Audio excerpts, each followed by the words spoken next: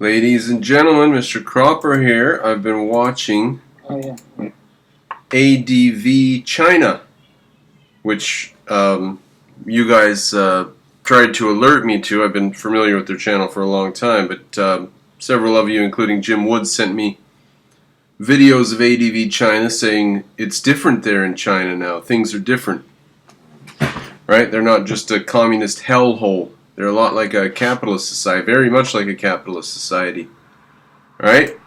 Yeah. Anyway, the thing is, this peer-to-peer lending thing took China by storm. Right. Something like 3,800 new companies or something.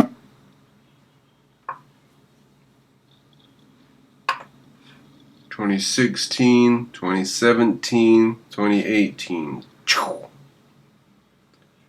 Peer-to-peer lending. Now that was a Ponzi scheme. What else would you expect as an investment scheme in China? Along those lines, which is like unprecedented in the world when it comes to these peer-to-peer lenders. And you see the adverts everywhere on social media and stuff. And people were like, yeah, this is great, it's infallible. And in fact, you know, kind of like the stock market, you even had the state encouraging people to... The state was even encouraging people. Quite a capitalist society. Now I know y'all don't say it's capitalist. Nobody says it's capitalist, right? It's some form of fascism or something, maybe. But this kind of stuff ought to make you guys stop and think about this. Plus, do you know that Google went in there and set up shop and then left and then came back later when different people were running Google, I believe? Invest in like this is a state-backed peer-to-peer lending, and so people are like, then we can't lose. Right. So anyway, the inevitable situation came where greed got in the way, and you know, some of these companies, the people took the money and ran, and it's basically just a pyramid scheme at the end of the day. Right. What's a pyramid scheme? All that right there?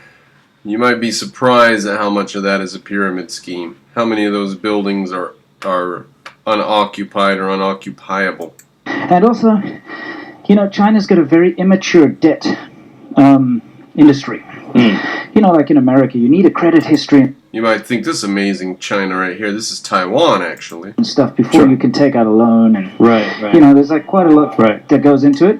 But in China, you know, if someone wants to buy a car, they don't really have a debt history or credit history. It's like they just take a chance. So... Now, how much waste goes around in China because of this kind of stuff? How many cars are sold to people who never make a single payment and just disappear into the system with their new car? And it doesn't really matter too much because the cars are absolute junk. Before they even get paid off, you can't start them anymore. The doors don't open. The Chinese cars are utter junk. Oops. And a lot of the sales are for cash because people don't have any place to invest or any place to save money, any place to put their money just for safekeeping. So people have piles and piles of cash around. To throw rubbish away, dude. There's no bin. Really?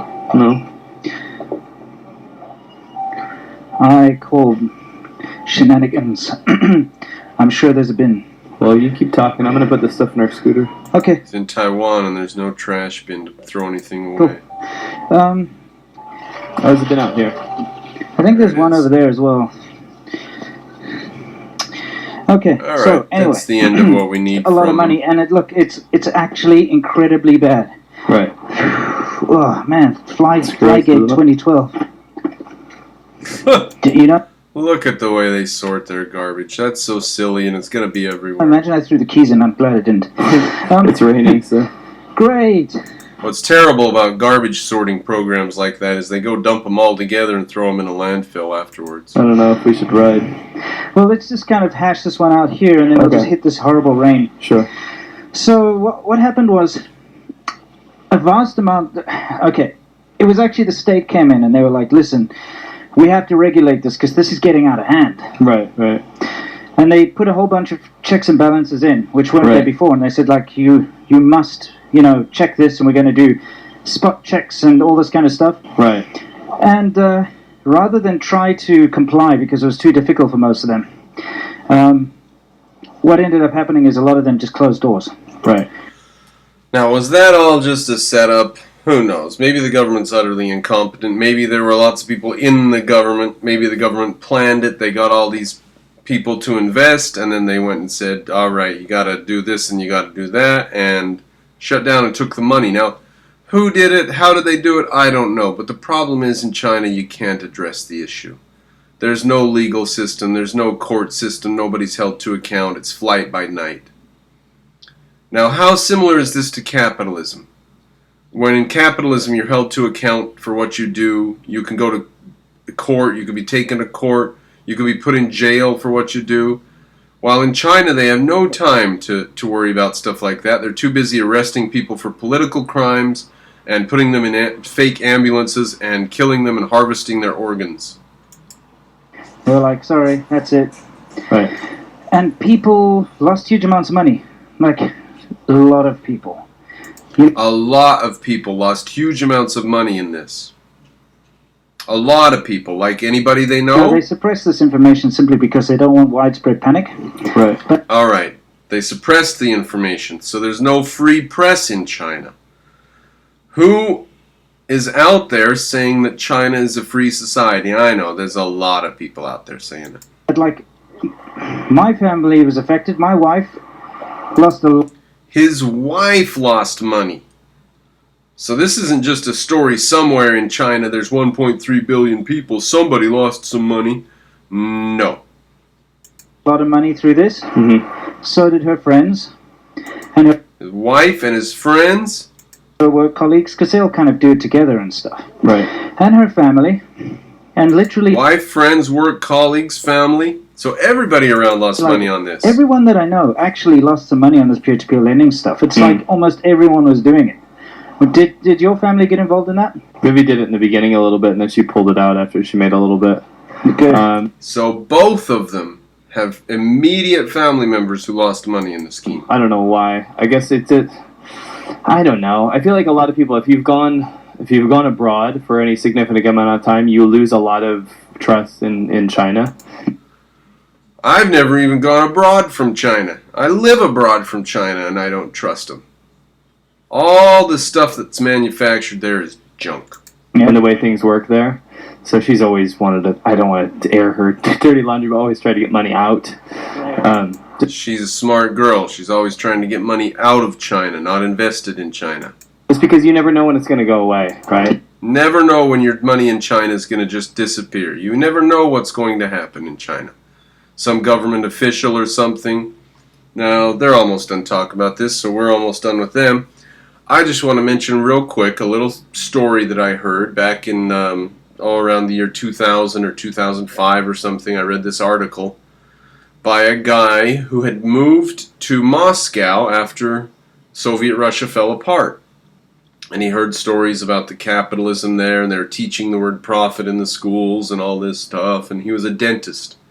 So he moved to Moscow and he set up a dental thing, and he sold his services.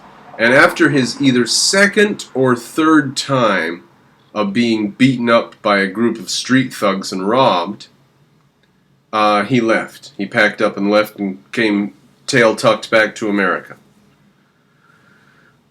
Now, why not just go to the police?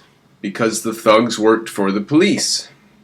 They were there to beat him up because they knew that he had massive amounts of money compared to regular Russian people. And they simply told him, pay up or else we're going to kill you. And you can't call the police because they work for the police. So his daydreams of a newfound capitalist society in the 1990s were dashed. So were the daydreams of people like George Bernard Shaw, who went to Soviet Russia and said, this is a new society. Everything's changing here. Everything's different. And who was the guy who flew? Louis, he flew the airplane the first time, solo flight over the Atlantic. Charles Lindbergh, yes, Charles Lindbergh went to Germany, saw the factories, the autobahns, all the glittering wealth, the enormous zeppelins carrying first-class passengers, drinking wine and eating hors d'oeuvres through the sky. And he was convinced that Germany was a wealthy, brave new society headed in brave, amazing new directions. And Italy. All the trains run on time in Italy. Modern-day Moscow, now modern-day China. Alright, Mr. Cropper's not fooled. You guys can have it if you want. It's not a free society. It's a dictatorship.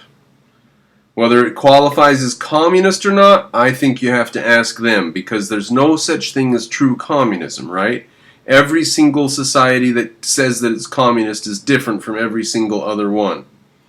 However, in the kitchen debate, Khrushchev told Nixon that he would bury us with goods, and that they would have better color TVs than we had. So it's never been a question of them wanting wealth and wanting material wealth. It's been a question of their ability to produce it. So if you're fooled by the fact that they're now able to produce a few skyscrapers with 1.3 billion people, if that confuses you, then go with your Brook and invest heavily in China.